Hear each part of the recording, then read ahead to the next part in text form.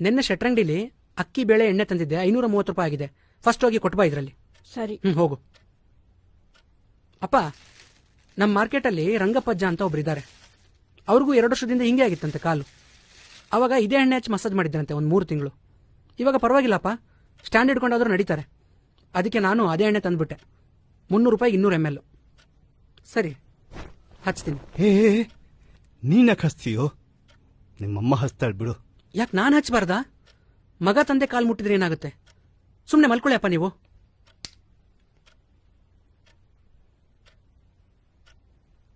ಈ ಕಾಲು ನಮ್ಮ ಸಂಸಾರದ ಭಾರನ ಹೊತ್ತಿರೋ ಕಾಲು. ಈ ಕಾಲು ನಮ್ಮ ಜೀವನದ ಬಂಡಿನ ನಿರಂತರವಾಗಿ ಎಳೆದಿರೋ ಕಾಲು. ಬರೀ 1 ವಾರ ಕೆಲಸಕ್ಕೆ ಹೋಗಿರೋ ನನಗೆ ಇಷ್ಟೊಂದು ಸುಸ್ತಾಗ್ತಿದೆ. ಇನ್ನು 30 ವರ್ಷ ಕಷ್ಟಪಟ್ಟಿರೋ ಈ ಕಾಲುಗಳು ಅದೆಷ್ಟು ದಣದಿರಬೇಡ.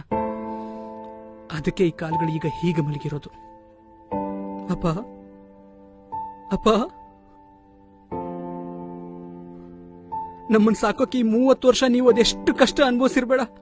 ಯಾಕೋ ಸಂಜು? ಅದೆಷ್ಟು ಅವಮಾನ ಎದುರಿಸಿರ್ಬೇಡಪ್ಪ. ಆದ್ರೂ ನೀವು ಒಂದಿನೂ ನಮ್ಮ ಮುಂದೆ ಯಾವ ನೋವನ್ನು ತೋರಿಸ್ಕೊಳ್ಳದೆ ನಗನಗುತ್ತಾ ಇದ್ರಿ. ಯಾವುದಕ್ಕೂ ಕಡಿಮೆ ಮಾಡದೆ ನನ್ನ ಒಬ್ಬ ರಾಜ್ಕುಮಾರ್ ಅಂತರ ಬೆಳೆಸಿದ್ರಿ. ಯಾರ ಮುಂದೆನೂ ಕೈ ಚಾಸ್ತಿ ನನ್ನ ಒಬ್ಬ ಸ್ವಾಭಿಮಾನಿ ತರ ಸಾಕಿದ್ರಿ. ಎಷ್ಟು ಗ್ರೇಟ್ ಅಪ್ಪ ನೀವು, ಎಷ್ಟು ಗ್ರೇಟ್ ಅಪ್ಪ. ನಿಮ್ ಋಣ ನಾನು ಹೆಂಗ್ ತೀರಿಸ್ಲಪ್ಪ? ಸಂಜು, ಸಂಜು, ಯಾಕೋ ಯಾಕೋ ಪುಟ್ಟ, ಯಾಕೆ ಹೇಳ್ತಾ ಇದೆಯೋ?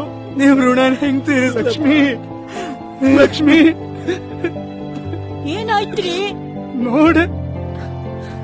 ಯಾಕೋ ಸಂಜು, ಸಂಜು, ಯಾಕೋ ಮಗನೇ?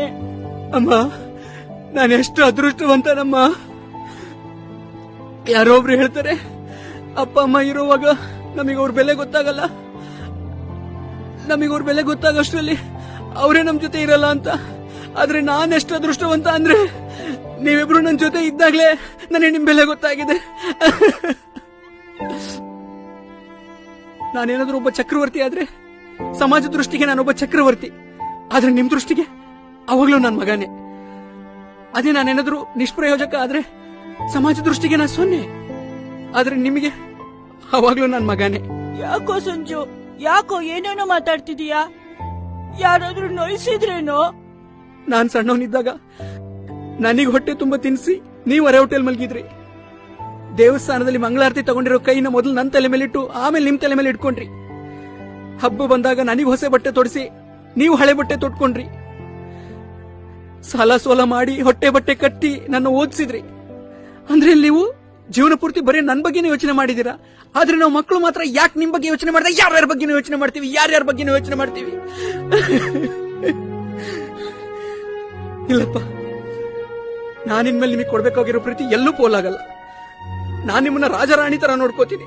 ಸಾರ್ಥಕ ಆಯ್ತಪ್ಪ, ಸಾರ್ಥಕ ಆಯ್ತು ನಾನು ನಿನಗೆ ಜನ್ಮ ಕೊಟ್ಟಿದ್ದು.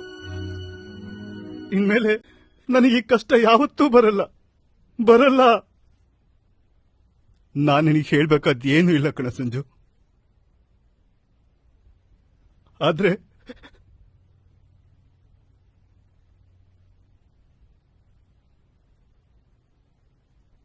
ಒಂದ್ ಮಾತು ಹೇಳ್ತೀನಿ ಕೇಳಪ್ಪ, ಒಳ್ಳೆತನನ ಯಾವತ್ತೂ ಬಿಡ್ಬೇಡ.